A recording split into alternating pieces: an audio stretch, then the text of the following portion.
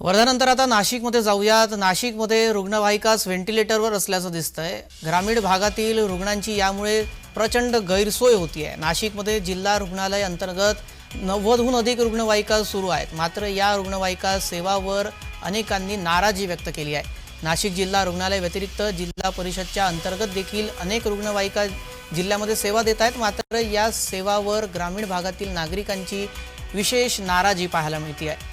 नाशिक जिल्हा अंतर्गत सुरू असलेल्या काही रुग्णवाहिका बंद अवस्थेत आहेत, तर 14 नवीन रुग्णवाहिका जिल्हा रुग्णालयासाठी प्राप्त झालेल्या असल्या तरीही अद्याप सुरू झालेल्या नाही आहेत। नवीन प्राप्त झालेल्या रुग्णवाहिका अजून नंबर प्लेट मिळाली नाही आहे, त्यामुळे या अद्याप चालूच करण्यात आलेल्या नाही आहेत।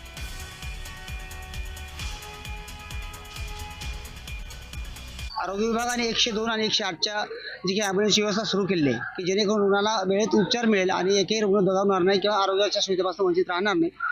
माझा स्वतःचा अनुभव सांगतो की 102ला जेव्हा आम्ही फोन करतो टायर खराब आहेत, डिझेल नाही, मग तुम्हाला थांबावं लागेल। गाड्या एकदम खडतर गाड्या असतात, बंद पडलेल्या असतात गाड्या, आणि टायर नसतो, ड्रायव्हर उपलब्ध नसतो, डिझेल देखील कधी कधी नसतं, आणि मग रुग्णांना 2-2 तास, काही महिलांना डिलिव्हरीच्या वेदना ज्या असतात डिलिव्हरीच्या, त्या त्यांना 2-2 तास सहन करावं लागतात घरी, कारण गाडी 2 तासाच्या नंतर कधीही गाडी लवकर येत नाही। ही फक्त आणि फक्त आपल्याला दिखाव्यासाठी 108 आणि 102ची व्यवस्था आहे ग्रामीण भागासाठी, असा माझा स्पष्ट आरोप आहे। नाशिकमधल्या या संपूर्ण परिस्थितीचा आमचे प्रतिनिधी किरण गोटूर यांनी घेतलेला आढावा आपण पाहूया। मागच्या काही दिवसांपासून लोकप्रतिनिधींचं विशेष करून ॲम्ब्युलन्स संदर्भात अनेक तक्रारी प्राप्त झालेल्या आहेत, आणि त्यासाठीच नाशिक जिल्ह्यामध्ये नेमकं ॲम्ब्युलन्स किती आहेत हे या सगळ्या संदर्भात माहिती घेण्यासाठी मी नाशिक जिल्हा रुग्णालयामध्ये आलेलो आहे। नाशिक जिल्ह्यामध्ये एकूण 93 ॲम्ब्युलन्स आहेत, आणि त्यापैकी काही जे ते ॲम्ब्युलन्स आहेत ते बंद अवस्थेत आहेत। मी नाशिक जिल्हा रुग्णालयाच्या आवारामध्ये आहे। हे 3 ॲम्ब्युलन्स इथे बंद अवस्थेमध्ये असल्याचं आपल्याला बघायला मिळतोय। गेल्या अनेक वर्षांपासून हे ॲम्ब्युलन्स हे वर्किंग होते, पण या ॲम्ब्युलन्सची लाईफ संपल्याने हे ॲम्ब्युलन्स बंद अवस्थेत आहेत, अशा पद्धतीची माहिती इथे आल्यानंतर मिळालेली आहे। पण काही ॲम्ब्युलन्स आता नवीन सुद्धा दाखल झालेले आहेत। एकूण जे 14 ॲम्ब्युलन्स हे आता नाशिक जिल्हा रुग्णालय अंतर्गत हे नवीन प्राप्त झालेले आहेत, पण ते अद्याप वर्किंग नाही आहेत। काही त्यांचे नंबर प्लेट ज्यात येणं बाकी आहे, म्हणून ते अद्यापही इथे थांबल्याच्या अवस्थेत आपल्याला बघायला मिळतोय। पण एकूण 93 ॲम्ब्युलन्स आता हे वर्किंग मध्ये आहेत, त्यामध्ये काही ॲम्ब्युलन्स बंद आहेत, आणि हे 14 ॲम्ब्युलन्स आता नवीन आल्याचं आपल्याला इथे बघायला मिळतोय। त्यांचं आरटीओ पासिंग झालेलं आहे, पण त्यांचं नंबर प्लेट आलेलं नाहीये, म्हणून ते इथे नाशिक जिल्हा रुग्णालयाच्या आवारामध्ये हे थांबल्याच्या परिस्थितीमध्ये आहेत। एकूणच मागच्या काही दिवसांपासून जर आपण बघितलं तर पेशंटला वेळेवरती ॲम्ब्युलन्स मिळत नाहीत, अशा पद्धतीच्या तक्रारी लोकप्रतिनिधींच्या होत्या।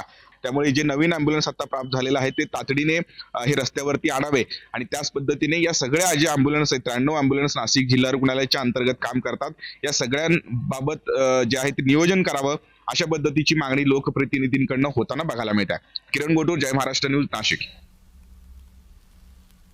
नाशिकमधल्या रुग्णवाहिकांच्या या संपूर्ण परिस्थिती संदर्भात अधिक माहिती देण्यासाठी आमचे प्रतिनिधी किरण गोटूर फोनद्वारे जोडले गेलेले आहेत। किरण, ज्या आहेत त्या चालत नाहीत आणि ज्या नव्या आल्या आहेत त्या अजून सुरू झालेल्या नाही आहेत, अशी इथली नाशिकमधली परिस्थिती आहे। जवळजवळ 90च्या आसपास रुग्णवाहिका सेवा देत आहेत असं कळलं, आणि नवीनही आलेल्या आहेत काही। या नवीन कधीपर्यंत सुरू होतील, कधीपासून आलेल्या आहेत आणि कधीपासून त्या बंद पडलेल्या आहेत? तेच जर आपण बघितलं तर नाशिक जिल्ह्यामध्ये नाशिक जिल्हा रुग्णालय अंतर्गत 90हून अधिक ॲम्ब्युलन्स आहेत। जिल्हा परिषदचे पण काही जे ॲम्ब्युलन्स हे नाशिक जिल्ह्यामध्ये काम करतायत, पण प्रामुख्याने आदिवासी भागांमध्ये खूप मोठी या सगळ्या संदर्भात ही नाराजी आहे, कारण 102 असेल, 108 असेल, अशा ॲम्ब्युलन्सला कॉल केल्यानंतर वेळेवरती येत नाहीत, डिझेल नाही, ड्रायव्हर नाही, अशा पद्धतीचे जे आहे ते उत्तर दिले जातात, अशा पद्धतीच्या तक्रारी आहेत। आणि कुठल्याच ॲम्ब्युलन्सवरती वेळेवर येत नाही, अशा पद्धतीच्या तक्रारी वेळोवेळी जिल्हा रुग्णालयाच्या अधिकाऱ्यांकडे केलेल्या आहेत, आणि तरी सुद्धा आम्हाला ॲम्ब्युलन्स मिळत नाहीत, अशा पद्धतीच्या तक्रारी हे नाशिक जिल्ह्यातल्या ग्रामीण भागामध्ये आहेत। आता नाशिक जिल्हा रुग्णालयाच्या अंतर्गत आपण विचार केला तर 93 ॲम्ब्युलन्स हे जिल्ह्यामध्ये काम करतायत, आणि आता काही नवीन सुद्धा प्राप्त झालेले आहेत।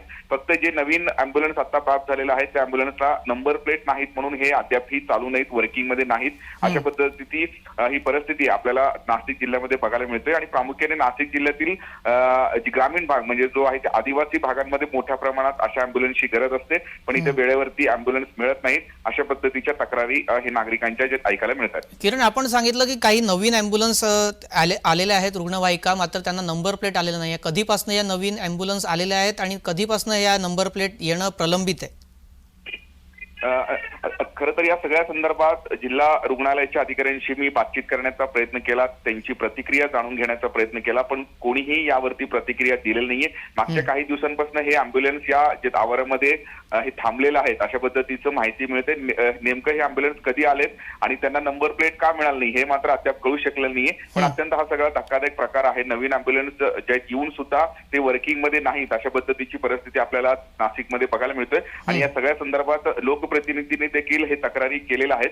विशेष म्हणजे ग्रामीण भागातल्या लोकांना गाडीमध्ये डिझेल नाही आणि ड्रायव्हर नाही अशा पद्धतीचे जे उत्तर दिले जातात अशी एकूणच माहिती मिळते. त्यामुळे या सगळ्या प्रकरणावरती आता जिल्हा रुग्णालयाच्या जे एकूणच अधिकारी आहेत ते काय भूमिका घेतात या सगळ्या संदर्भात हे नियोजन करतात का हे बघणं महत्वाचं असणार आहे. जी, आपण जो स्पेशल रिपोर्ट दाखवतोय यानंतर तरी प्रशासनाला जाग येतं का आणि रुग्णांची सोय सुविधा उपलब्ध केली जाते का ते पाहावं लागणार. तुझा धन्यवाद किरण आपण दिलेल्या माहितीसाठी.